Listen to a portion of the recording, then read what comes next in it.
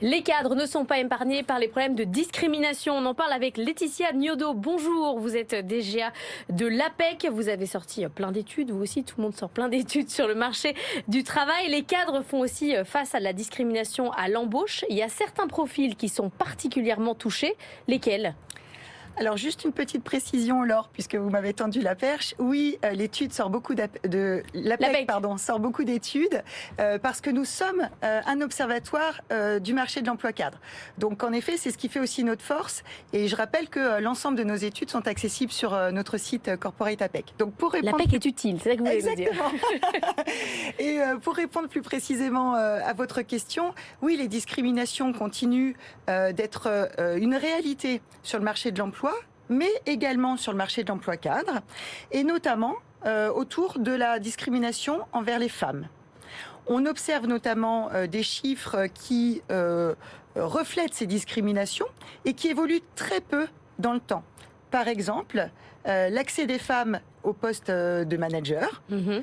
On a aujourd'hui une majorité de femmes diplômées, et diplômées de l'enseignement supérieur. Exactement, elles sont plus diplômées que les hommes.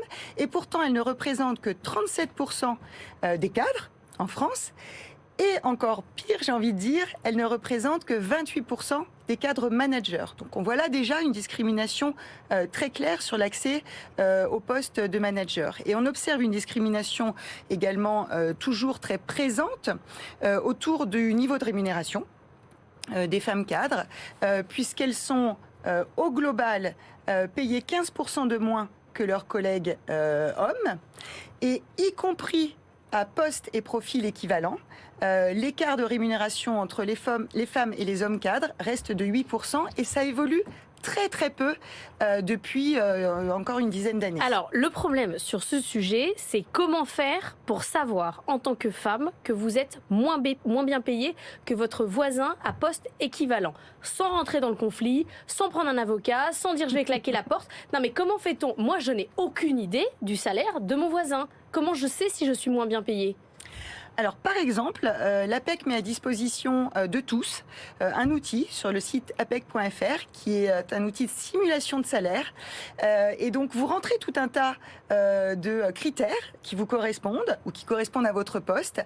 Et vous pouvez avoir une vision très précise, grâce à ce simulateur de salaire, du salaire moyen sur votre poste, sur votre région, sur votre type de formation initiale, de diplôme, etc. Et une fois que vous savez que vous avez un écart qui n'est pas normal, qu'est-ce que vous faites ? Alors, le plus simple, en effet, plutôt que d'aller tout de suite au conflit non, mais parce que ou au contentieux... c'est agaçant. C'est-à-dire qu'on se retrouve dans une position où on s'aperçoit qu'en fait, on est discriminé, alors que ça se trouve, on ne le savait même pas. Oui, tout à fait. Bon, c'est bien sûr l'échange, c'est bien sûr la discussion, d'abord avec sa hiérarchie, avec ses managers, et si besoin également avec son équipe RH. Et je pense que c'est essentiellement à travers l'échange que les choses peuvent évoluer.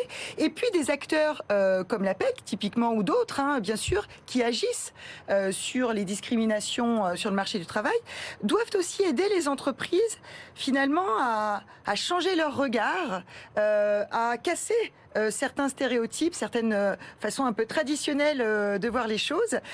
Et donc, nous, on accompagne les entreprises dans cette démarche pour lutter contre les inégalités.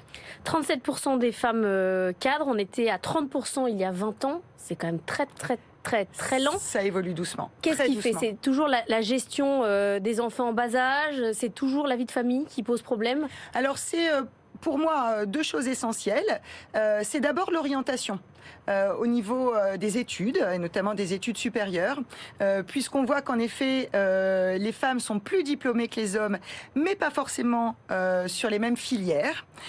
Et donc, on a clairement une sous-représentation encore des femmes sur les filières techniques et technologiques, là où justement il y a actuellement beaucoup d'emplois et beaucoup de difficultés de recrutement pour les entreprises.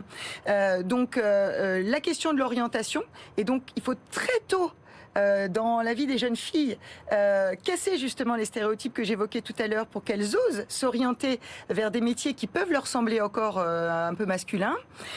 Donc la question de l'orientation et la question, en effet, vous l'évoquiez, de l'équilibre de vie personnel entre les femmes et les hommes dans la répartition des tâches domestiques, dans la répartition de l'éducation des enfants.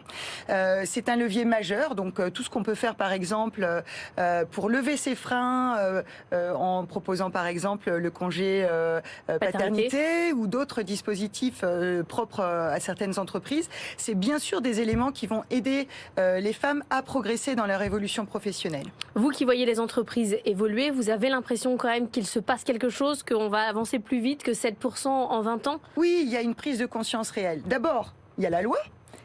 Qui a évolué depuis quand même une bonne dizaine d'années maintenant. Heureusement qu'il y a la loi, effectivement. Voilà, et qui fixe un cadre et qui va quand même amener à contraindre les entreprises à mettre ce sujet en haut de la pile. Et puis, au-delà on va dire, des obligations légales autour de la loi Copé-Zimmermann, maintenant la loi Rixain, autour de l'index égalité femmes-hommes, au-delà de cette contrainte légale, on voit quand même qu'il y a une prise de conscience aujourd'hui des entreprises et une volonté d'aller plus loin parce que c'est à la fois un enjeu sociétal, mais aussi un enjeu économique pour les entreprises, puisqu'aujourd'hui, sur le marché de l'emploi qu'on connaît, 3/4 des entreprises nous disent rencontrer des difficultés à recruter. On manque de talent, on manque de compétences. Donc se priver d'un vivier aussi important que peut l'être celui des femmes, par exemple, ce serait tout à fait dommageable, on va dire, pour l'économie des entreprises et l'économie du pays en général.